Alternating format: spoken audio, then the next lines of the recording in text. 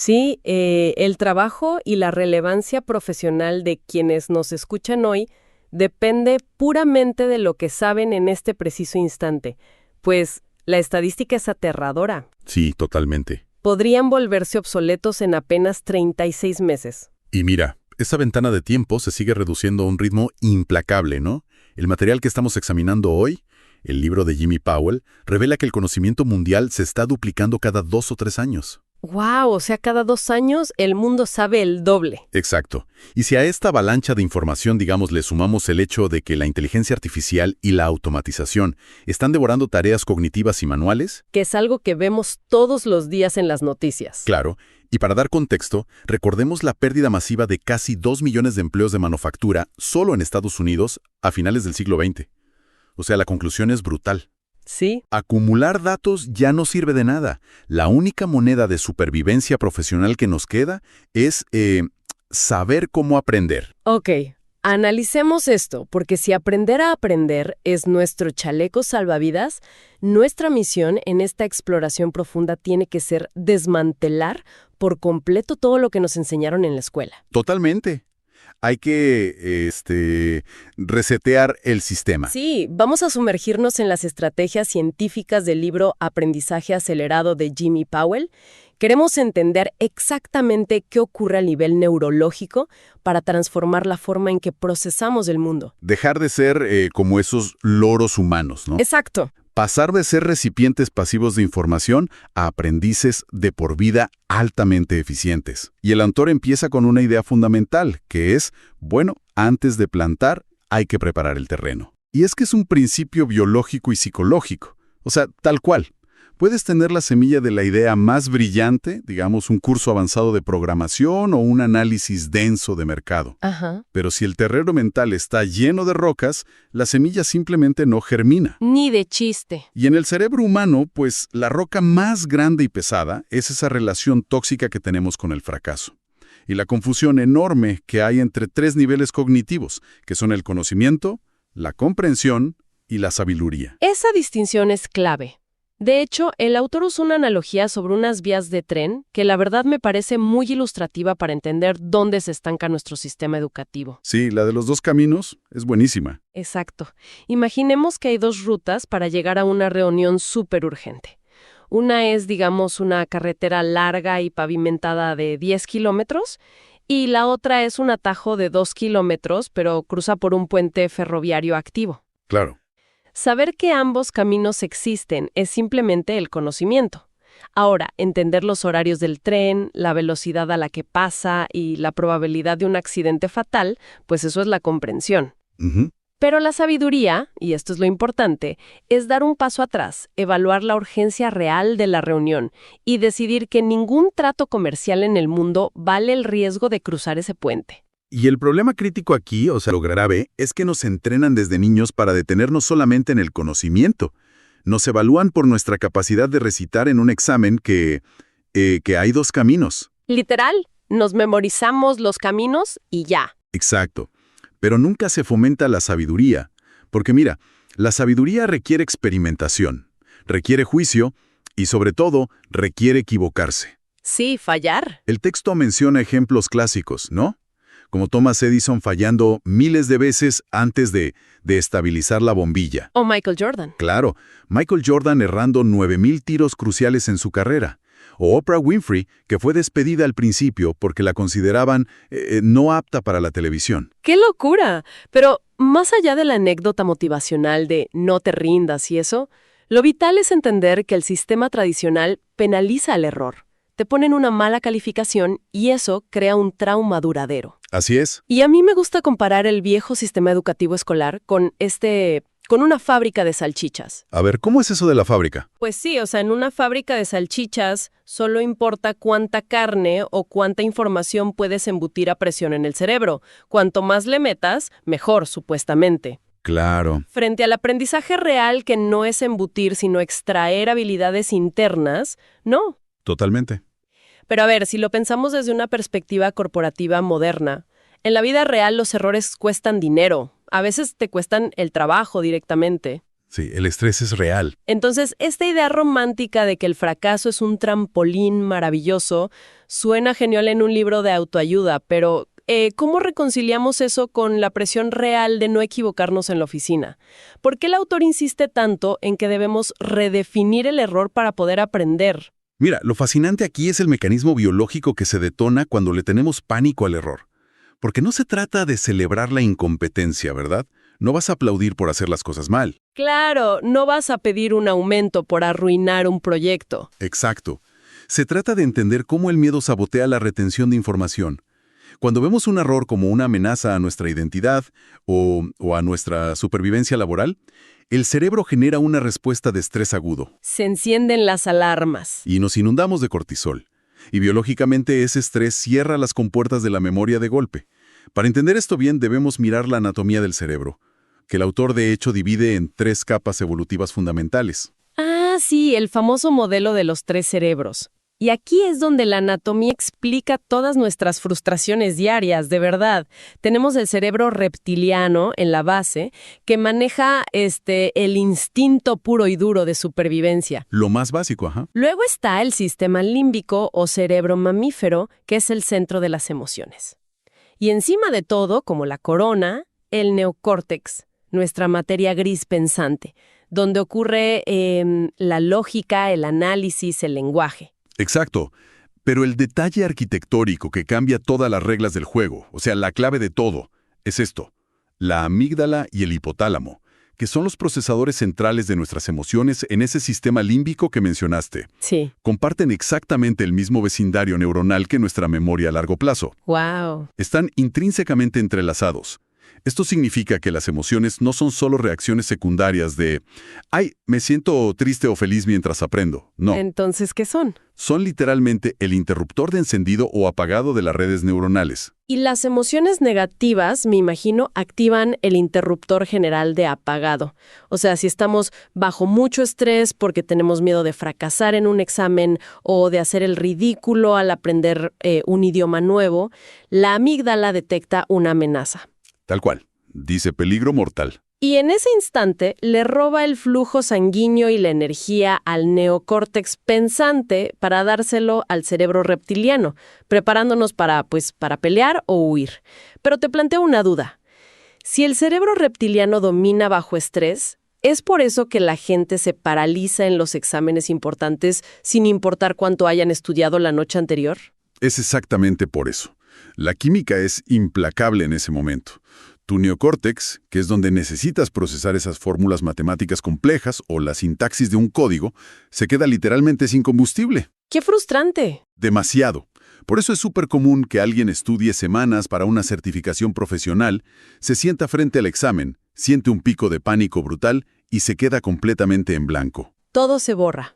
El conocimiento sigue almacenado en alguna parte, pero el acceso está bloqueado porque el cerebro reptiliano está gritando: «Hay un depredador, no es momento de hacer álgebra, corre». Es una revelación masiva. O sea, entender que no seas inteligente, es que tu cerebro te está defendiendo. Así es. Y para hackear este sistema de alarma, el texto sugiere una táctica llamada el desencadenante emocional. Buenísima técnica. Que consiste en que, en lugar de sentarse a estudiar un tema denso sintiendo ansiedad o pesadez, la estrategia es cerrar los ojos unos minutos, evocar un recuerdo de éxito intenso y recrear las sensaciones físicas de ese momento. Ajá. Preparar el corazón. Exacto. Engañar al cerebro inundándolo de dopamina y endorfinas para que baje las defensas y abra las compuertas de la memoria antes de leer. Es como preparar el estado neuroquímico antes de exigirle rendimiento a la mente. Es como calentar un motor. Si el sistema límbico se siente seguro y motivado, permite que el neocórtex trabaje a su máxima capacidad, procesando la información, pero con una profundidad muchísimo mayor. Aquí es donde se pone realmente interesante. Porque si la neurociencia nos demuestra que la puerta de entrada al aprendizaje es emocional y además altamente subjetiva, intentar evaluar la inteligencia de miles de individuos usando un único molde estandarizado es absurdo. Es un sinsentido biológico. Totalmente.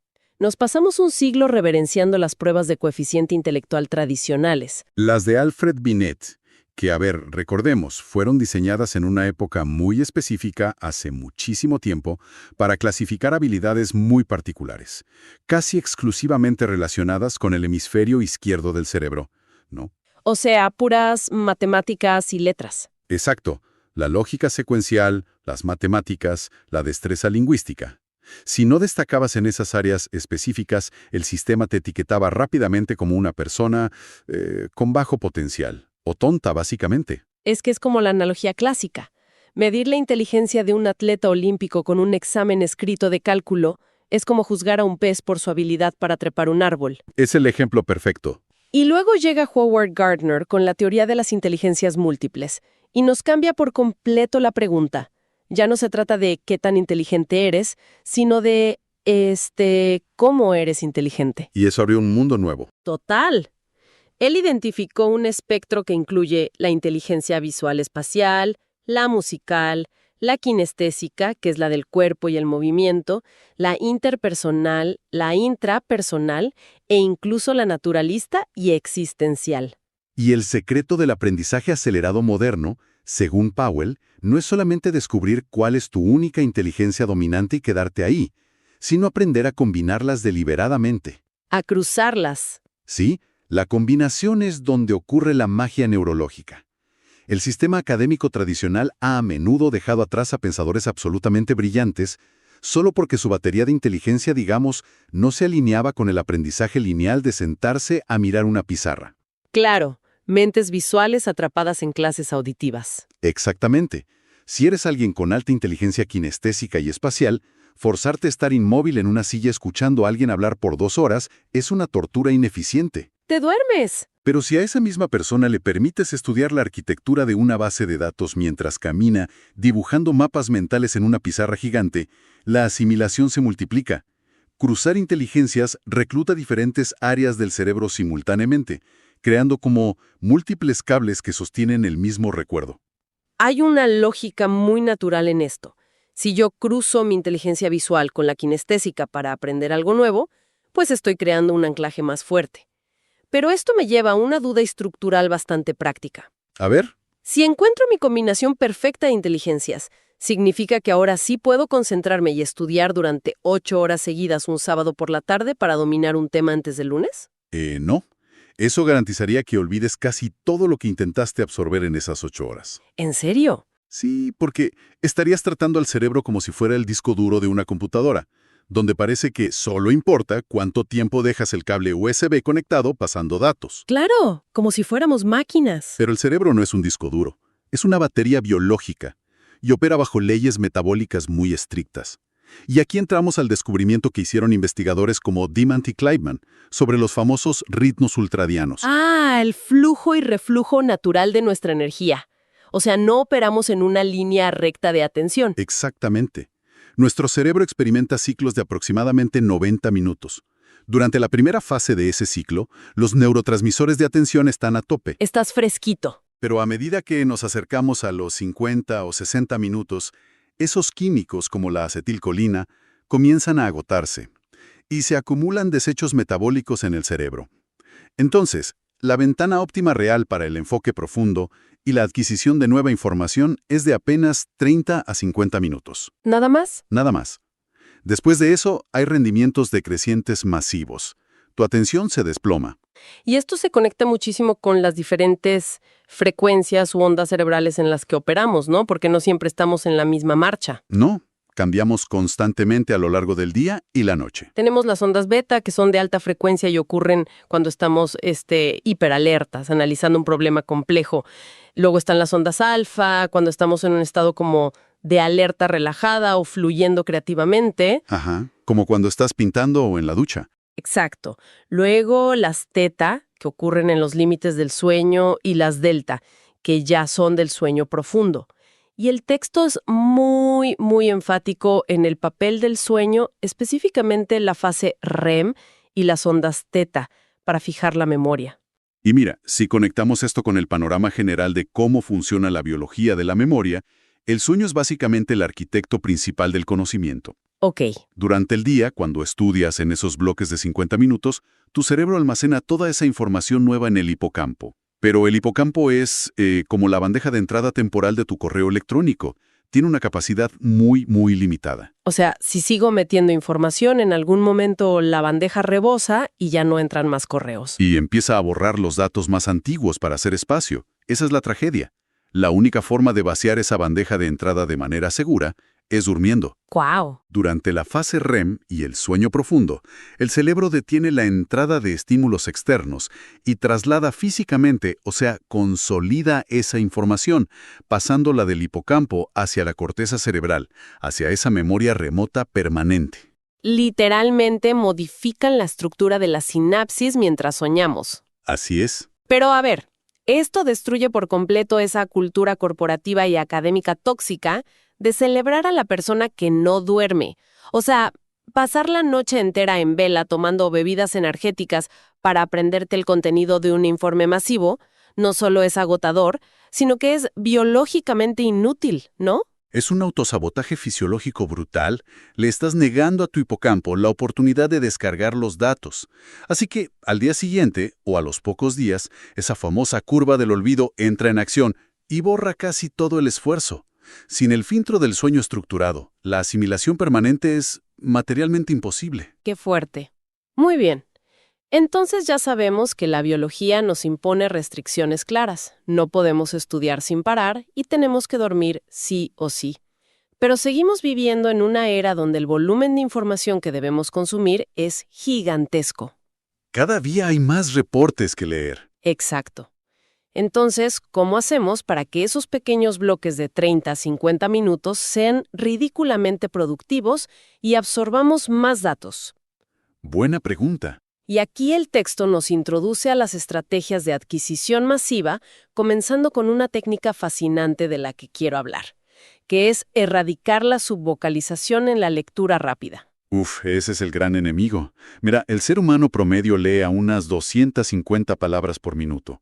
Y el cuello de botella, el gran villano de nuestra velocidad, es un hábito que nos inculcaron en los primeros años de la escuela primaria. Leer en voz alta. Leer en voz alta dentro de nuestra propia cabeza. Esa vocecita que pronuncia cada sílaba, que se conoce como subvocalización. Y el problema es que limita nuestra velocidad de lectura a la velocidad a la que podemos hablar. O sea, el cerebro es muchísimo más rápido que el habla. Exactamente. Es que tratar de procesar un libro o un manual técnico pronunciando cada palabra en la mente es como intentar conducir un auto de Fórmula 1 en primera velocidad todo el tiempo. Tienes un motor potentísimo, pero lo estás frenando tú mismo. Me encanta esa analogía. Porque la corteza visual de nuestro cerebro es capaz de reconocer símbolos y extraer su significado casi instantáneamente, sin ninguna necesidad de pasar la información por el centro de procesamiento auditivo. Y para romper esa limitación vocal, las fuentes sugieren mecánicas físicas muy sencillas. ¿Cómo cuáles? Por ejemplo, usar el método del puntero. Ya sea usar tu propio dedo o un bolígrafo para guiar la vista a un ritmo constante que obligue al ojo a moverse más rápido que tu voz interna. O sea, forzar el ritmo visual. Exacto. También recomiendan entrenar la visión periférica, para dejar de saltar de una sola palabra a la siguiente y comenzar a agrupar palabras, capturando bloques de 3 o 4 palabras en un solo vistazo. Es un entrenamiento puramente mecánico que expande el ancho de banda por el que entra la información. Ok. Pero leer rápido no sirve de mucho si no estructuramos cómo practicamos lo que acabamos de leer. Y aquí el libro sugiere algo llamado práctica intercalada. Sí, esto rompe muchos esquemas. Voy a ser de abogado del diablo aquí, porque esta técnica, te lo digo, suena terrible en papel. A ver. Si estoy aprendiendo algo súper complejo, la lógica común dicta que debo dominar el capítulo A por completo antes de pasar al capítulo B y luego al C, en bloques lógicos. Pero la práctica intercalada sugiere abandonar ese orden y saltar entre conceptos, estudiar el tema A, luego ir al C, volver un poco al B, regresar al A. Suena un poco loco. Suena a déficit de atención, no a una estrategia de estudio rigurosa. ¿Cómo ayuda realmente este caos estructurado al cerebro? Mira, parece caótico, sí, pero en realidad es un estrés cognitivo cuidadosamente diseñado. Cuando tú pasas horas estudiando únicamente el tema A de forma consecutiva, tu cerebro lo carga en su memoria de trabajo, en su memoria RAM a corto plazo, digamos. y lo mantiene ahí flotando en la superficie. Se vuelve fácil acceder a él. Exacto. El esfuerzo disminuye rápidamente. Sientes que lo sabes, pero es una ilusión. Sin embargo, cuando cambias abruptamente al tema B, obligas a tu cerebro a descargar el tema A de la memoria de trabajo. Ajá. Y luego, al volver sorpresivamente al tema A, unos minutos después, el cerebro tiene que hacer un esfuerzo monumental de ir a buscarlo de nuevo a los archivos y recargarlo. Ah, o sea que es el esfuerzo de recarga lo que crea el valor real de aprendizaje. Exactamente. La fricción es la constructora de la retención. Es como el entrenamiento cruzado en los deportes. Si tú solo levantas pesas de forma idéntica todos los días, haciendo el mismo movimiento, tus músculos estabilizadores nunca se desarrollan. Te estancas. Intercalar los temas obliga al cerebro a construir esos músculos estabilizadores mentales, engrosando los cables neuronales cada vez que tiene que hacer el esfuerzo de recuperar la información. Porque si es como el mundo real nos lanza la información, ¿no? En desorden. No viene en capítulos ordenaditos en la vida real. Y esto se complementa maravillosamente con otra técnica que el autor llama el ciclo WH, por las palabras en inglés de quién, qué, cuándo, dónde y por qué. Hacer preguntas constantes, sí. Pero la clave es que no se trata solo de hacer preguntas al final del texto para ver qué recuerdas, como en la escuela, sino de usarlas antes y durante la lectura, buscando patrones. Porque hacer esto cambia la forma en que el cerebro procesa un texto tan denso. Porque condiciona lo que conocemos como el sistema activador reticular, que básicamente es el filtro de atención del cerebro. Mira, si empiezas a leer pasivamente, las palabras simplemente te lavan la cara, pasan por encima. Entran por un oído y salen por el otro, como dicen. Exacto. Pero si te formulas preguntas específicas antes de empezar, tu cerebro entra en modo de cacería. Ya no está leyendo de forma pasiva, está buscando patrones activamente, está escaneando la estructura en busca de la respuesta para resolver el rompecabezas que le planteaste. Crea una necesidad de saber. Y esto crea ataduras mentales con los conceptos abstractos muchísimo antes de que intentes memorizar fechas o datos específicos. Te enfocas en los conceptos antes que en los hechos aislados. Entonces, ¿qué significa todo esto? Si juntamos todas las piezas, significa que podemos preparar el entorno emocional, alinear nuestros ritmos biológicos para no fatigarnos, leer el doble de rápido sin esa vocecita interna y crear fricción neuronal para retener la información. Es un sistema completo. Pero adquirir datos más rápido es genial, sí, aunque no es la meta final. El nivel experto, el verdadero propósito del aprendizaje acelerado del que habla Powell, no es solo retener. No, para nada. Es convertirse en un maestro de la materia, para que esa información nunca desaparezca de tus redes neuronales. Y la herramienta suprema que mencionan las fuentes para lograr esto es la técnica Feynman. Nombrada en honor al brillante físico ganador del Nobel, Richard Feynman. Su premisa es contundente, muy dura a veces. Si no puedes explicar algo de forma sencilla, en realidad no lo entiendes. Es una bofetada de humildad. Totalmente. La técnica es un algoritmo de 4 pasos que expone la ilusión de la competencia. Primero, eliges el concepto que quieres dominar. Segundo, intentas explicarlo desde cero. Pero la regla de oro aquí es usar un lenguaje súper simple. Como si le hablaras a alguien sin ningún conocimiento previo del tema. Un principiante absoluto. Cero jerga técnica. O sea, si estás tratando de entender cómo funciona una cadena de bloques o el blockchain en finanzas, no puedes esconderte detrás de palabras como criptografía simétrica o nodos descentralizados. Tienes que encontrar palabras cotidianas que tu abuela entendería. Y ahí es exactamente donde ocurre la magia del tercer paso. Identificar tus puntos ciegos. Claro, te quedas trabado. Cuando te prohíben usar la jerga técnica, de repente te das cuenta de que no sabes cómo seguir.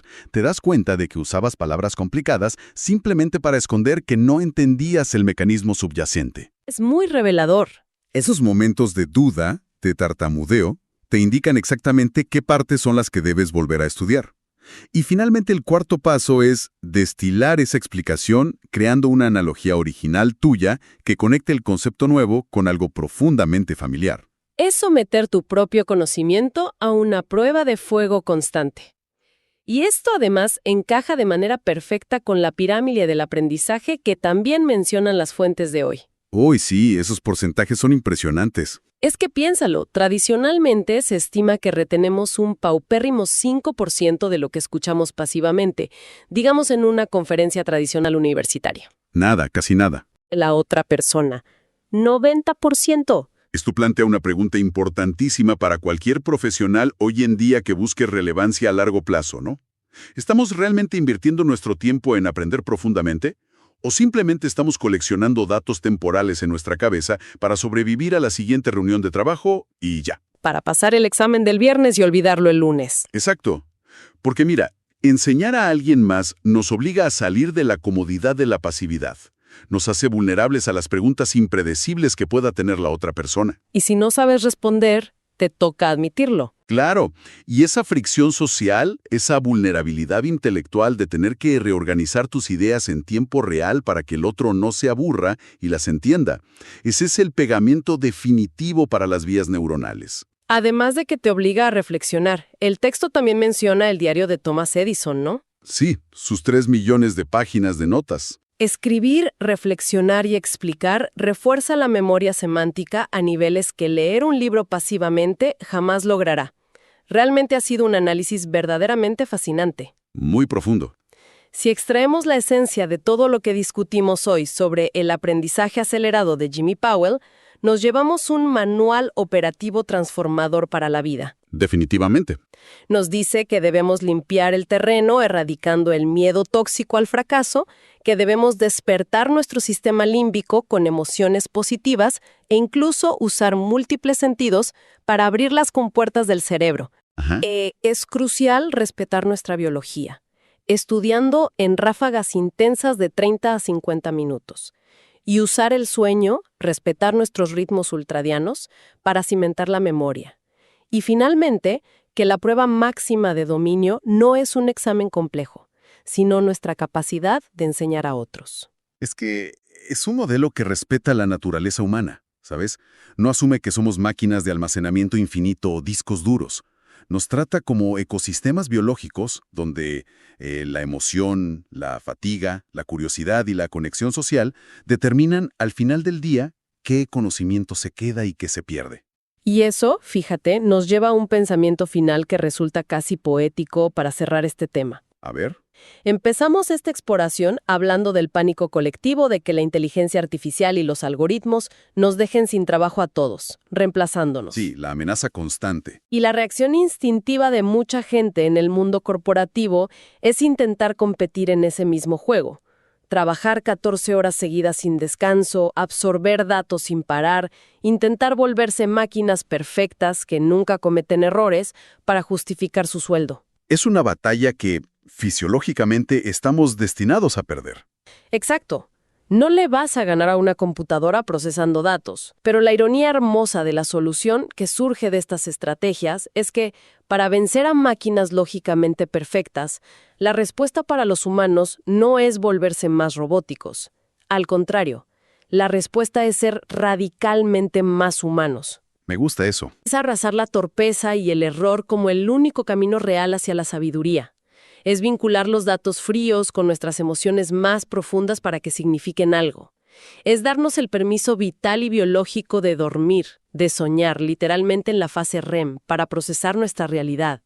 Y es conectar socialmente, enseñando a otros y siendo vulnerables en nuestra confusión. Totalmente. Tal vez la clave definitiva para no solo sobrevivir, sino prosperar en la era de las máquinas, no sea intentar superarlas en cálculo, sino aprender de la forma más intensamente humana posible. Con esa idea, los dejamos para que la exploren por su cuenta en casa o en el trabajo. Esperamos que este análisis profundo les haya dado un mapa claro para rediseñar por completo la forma en que absorben el mundo. Pongan a prueba la técnica Feynman hoy mismo, explíquenle algo complejo a un amigo y no dejen que el miedo al fracaso paralice su curiosidad. Hasta la próxima exploración.